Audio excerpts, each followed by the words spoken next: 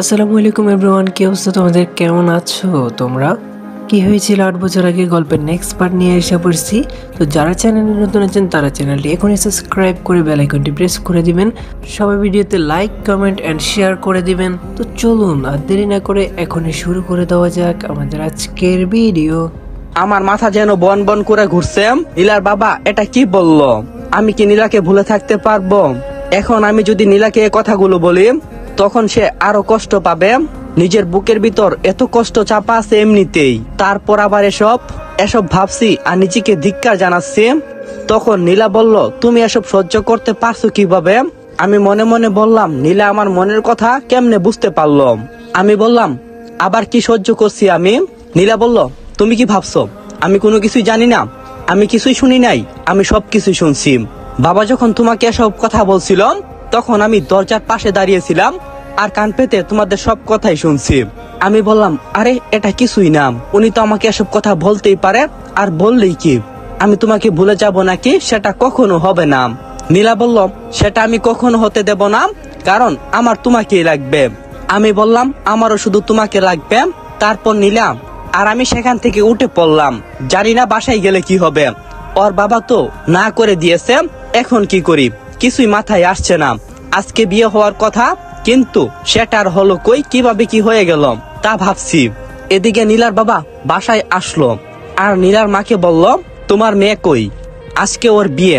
তখন নীলার মা বলল, সেটা তো জানি, ওদের কি বিয়ে? নীলার বাবা বলল, ওদের মানে কাদের কথা বলছো তুমি? নীলার মা বলল, আরে সাজ্জাদ আর নীলা ওদের কথা বলছি, তুমি কি রাজি হইছো আবার? যাক, তাহলে তো ভালোই। নীলার বাবা বলল, আসলে মাথা গিয়েছে তোমার, ওই ছেলের সাথে কিভাবে ওর বিয়ে দেব? তোমাকে না বলছি তখন। আমি আমার মেয়ের কথা মানে আজকে আমার বন্ধুর সাথে কথা বলছি, আমার বন্ধু রাজি হয়েছে ওর ছেলের সাথে বিয়ে করাবে।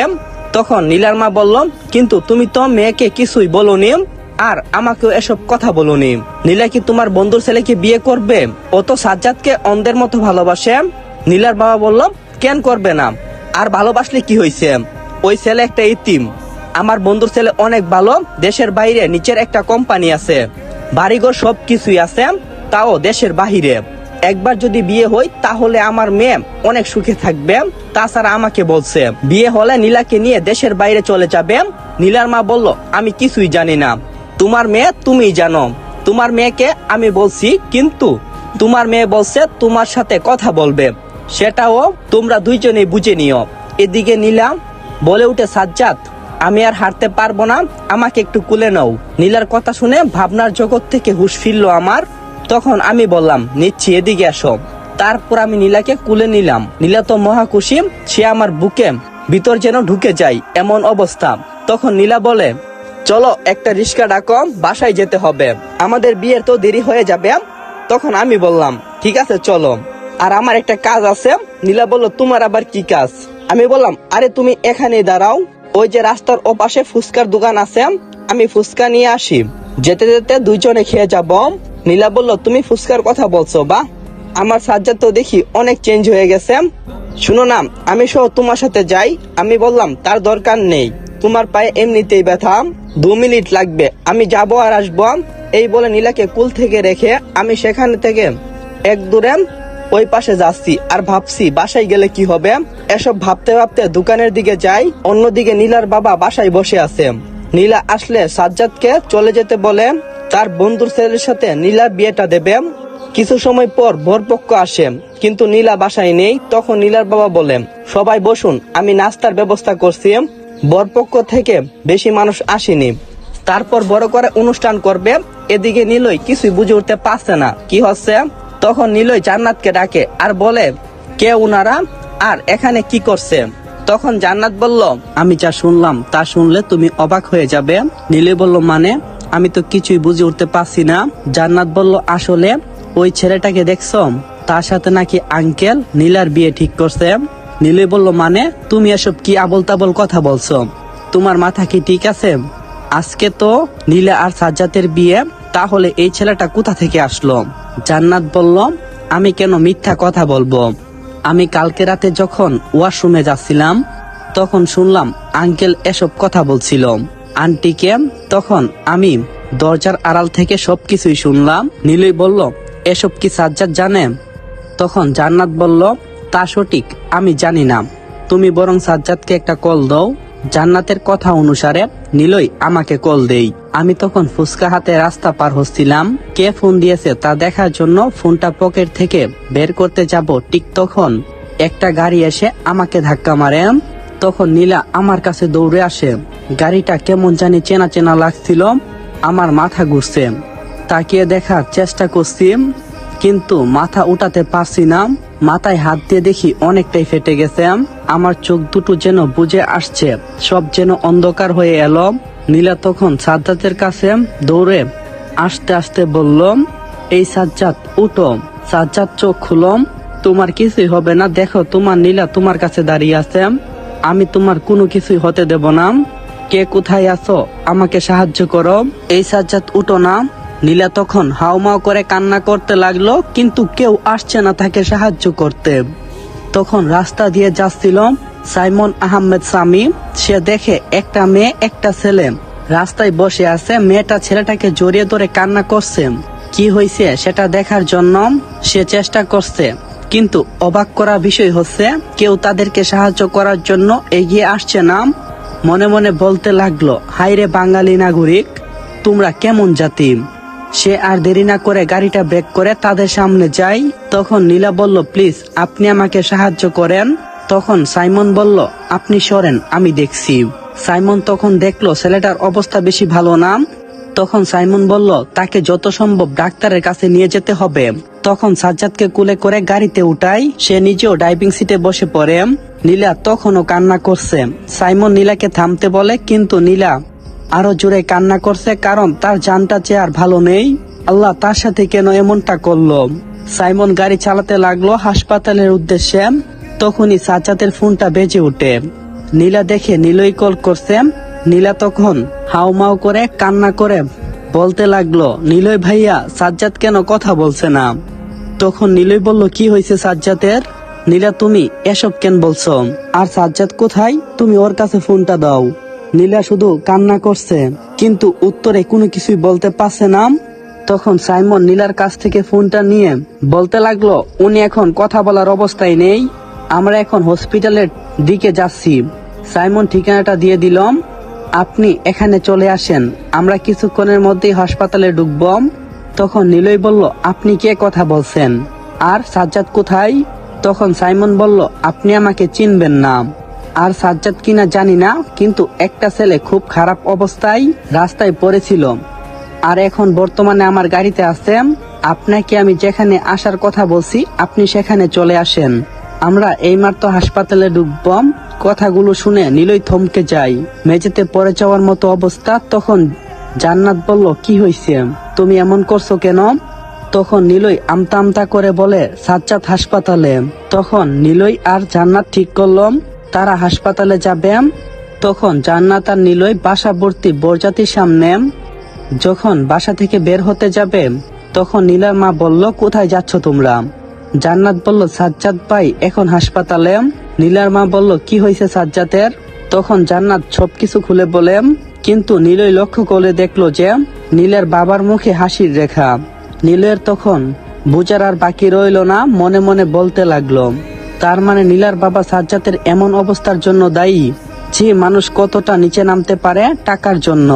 এই দুনিয়ার মানুষগুলো আসলেই টাকার পাগল, মনে মনে ভাবছে। তখন নীলার বাবা নাটক করে বলল, কি হয়েছে আমার বাবা সাজ্জাদের? তখন জান্নাত বলল, সবকিছুই তো শুনলেন, এখন চলুন হাসপাতালে যাই। তখন নীলার বাবা বলল, বাড়িতে এত মেহমান কেমনে যাই, তোমরা বরং দেখে আসো। নীলার বাবার এরকম কথা শুনে জান্নাতের আর বোঝার বাকি রইল না, তাই সে নিলয়কে নিয়ে হাসপাতালের উদ্দেশ্যে ছুটে যায়। ইতিমধ্যে সাইমন গাড়ি নিয়ে হাসপাতালে প্রবেশ করছে। হাসপাতালে যেন হইচই পড়ে গেছে। সাইমন আহমেদ হাসপাতালে কি করছে? ডাক্তারের শরীর যেন ঘামতে শুরু করলো। সাইমন যখন বলল, ডাক্তার সাহেব, এই রোগীকে তাড়াতাড়ি ইমার্জেন্সিতে ভর্তি করেন, তাকে যে কোনো মূল্যে বাঁচাতে হবে। তখন ডাক্তার সাজ্জাদকে চেক করে ডাক্তার বলল, আসলে রোগীর অবস্থা অনেক খারাপ সাইমন সাহেব। সাইমন বলল, আমি কিছুই শুনতে চাই না ডাক্তার, আপনি যেভাবেই হোক না কেন উনাকে বাঁচাতে হবে। ডাক্তার তখন বলল, আমি যথাসাধ্য চেষ্টা করব, আপনি চিন্তা করবেন না।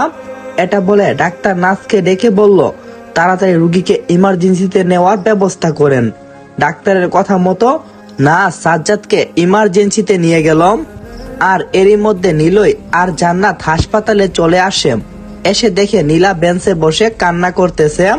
জান্নাত তার পাশে গিয়ে বসে আর বলে, নীলা, সাজ্জাদের কিছুই হবে না, তুই নিজেকে শক্ত কর। নীলা বলল, আপু, সাজ্জাদ আমার সাথে কথা বলেনি কেন? তুমি বলো না। আমি আর এমন করব না সাজ্জাদ যেন আমার উপর না রাগ করে। নীলা কেমন জানি পাগলের মতো হয়ে গেল। তা নীলাকে দেখে বেশ বুঝতে পারছে জান্নাত। জান্নাত তাকে সান্ত্বনা দিচ্ছে। আর তার কিছুক্ষণের মধ্যে ডাক্তার বের হয়ে আসে। ডাক্তারকে বের হতে দেখে নিলয় আর সাইমন বলল, ডাক্তার, উনি এখন কেমন আছে? নিলয় কিছু বলতে গিয়ে থেমে যায়, কারণ তার সামনে একজন লোক সাজ্জাদের কথা বলল। উনি কে? তখন নিলয় তাকে দেখার জন্য চেষ্টা করে। নিলয় সামনে থাকিয়ে যেন লোকটির চেহারা দেখে অবাক হয়ে যায়, কারণ সে আর কেউ না, সে হলো এই শহরের টপ ধনী আর মাফিয়া কিং সামি, মানে সাইমন আহমেদ সামি। ওর আরেকটা নাম হচ্ছে ড্রাগন। কিন্তু তিনি এখানে কি করছে আর সাজ্জাদের ব্যাপারে কেন কথা বলছে? এটা নয়তো যে সাজ্জাদকে উনি হাসপাতালে নিয়ে এসেছে। ডাক্তারের দিকে তাকানো মাত্রই দেখলো ডাক্তারের হাত পা কেমন কাঁপছে, কারণ কাঁপবারই কথা। ডাক্তার কাঁপা কাঁপা কণ্ঠে বলল, সাইমন সাহেব, উনাকে বাঁচাতে হলে। এই কথা বলা মাত্রই সাইমন ডাক্তারের কলার চেপে বলল, মানে কি বলতে চাও তুমি? ডাক্তার বলল, তেমন কিছু না, রুগীকে বাঁচাতে হলে রক্তের দরকার। সাইমন বলল, রক্তের গ্রুপ কি? ডাক্তার বলল, ও নেগেটিভ। সাইমন বলল, রক্তের ব্যবস্থা আমি করছি। এই বলে কাকে যেন ফোন করে। আর কিছুক্ষণের মধ্যে রক্ত নিয়ে হাজির হয় একজন লোক। লোকটি এসে সাইমনকে বলল, বস, আপনার কথা মতো রক্তের ব্যবস্থা করছি, এই নিন রক্ত। সাইমন রক্তটা নিয়ে ডাক্তারকে দিল আর বলল, ডাক্তার সাহেব, তাড়াতাড়ি করুন। ডাক্তার বলল, আপনি চিন্তা করবেন না। এই বলে ডাক্তার নিজের কাজে নিয়োজিত হলো। সাইমন পাইচারি করছে। নিলয় তখন অনেক ভেবে বলল, আপনি কি আমার সাথে ফোনে কথা বলছিলেন? সাইমন বলল, হ্যাঁ। নিলয় বলল, আপনাকে অনেক ধন্যবাদ ভাইয়া, আপনি না থাকলে হয়তো আমার বন্ধুকে। এটা বলার পর সাইমন নিলয়কে থামিয়ে দিয়ে বলল, ধন্যবাদ দেওয়ার প্রয়োজন নেই, এটা আমার কর্তব্য। আর এটা শুধু আমার নাম, আমাদের সবার উচিত একে অপরের সাহায্য করা, কিন্তু আমরা একে অপরকে ঘৃণা ছাড়া অন্য কোনো কিছুই করতে পারি না। ধিক্কার জানাই ওইসব মানুষদের উপর। নিলয় বলল, হ্যাঁ ভাইয়া, আপনি একদম ঠিক কথা বলছেন। মানুষের সামান্য কিছু টাকা হলে তারা টাকার অহংকার দেখায়, আর আমাদের দেশে একজনের সামনে যদি আরেকজন লোক মরেও যায়, তাহলেও পানি দেওয়ার মতো কেউ এগিয়ে আসে না। আপনাকে ধন্যবাদ বলে আর ছোট করবো না ভাইয়া। আর অন্যদিকে নীলার মা নীলার বাবাকে বলে, তুমি উনাদেরকে চলে যেতে বলো। নীলার বাবা রাগী কণ্ঠে বলল, আমি যা বলছি তাই হবে, আজকে নীলার সাথে সুহানের বিয়ে হবে। এই বলে নীলার বাবা গাড়ি নিয়ে বের হই হাসপাতালের উদ্দেশ্যে নীলাকে নিয়ে আসার জন্য। অন্যদিকে মায়ার স্বামী মায়াকে অনেক অত্যাচার করে। রুমে বসে বর্তমানে কান্না করছে মায়া, আর ভাবছে সাজ্জাদের সাথে ঘটে যাওয়া ঘটনাগুলো। সাজ্জাদ কি কত ভালোবাসতো। সাজ্জাদ কখনো ওর চোখের পানি সহ্য করতে পারতো না। আগে যখন সাজ্জাদ মায়ার পাশে ছিল, তখন মায়ার সামান্য হাত কাটা দেখে সাজ্জাদ যেন পাগলের মতো হয়ে গেছিল। রাতের 12টা বাজে ডাক্তারকে কল করে নিয়ে আসে সে, কিন্তু আজ সেই সাজ্জাদ কোথায়? আজকে যে তার মায়া এত অবহেলিত, এটা ভেবে অজরে কান্না করছে মায়া। আর অন্যদিকে সাইমন বাহিরে পাইচারি করছে কখন ডাক্তার বের হবে। কিছুক্ষণের মধ্যে ডাক্তার বের হয়ে আসলো। নীলা তখন দৌড়ে ডাক্তারের কাছে গেল।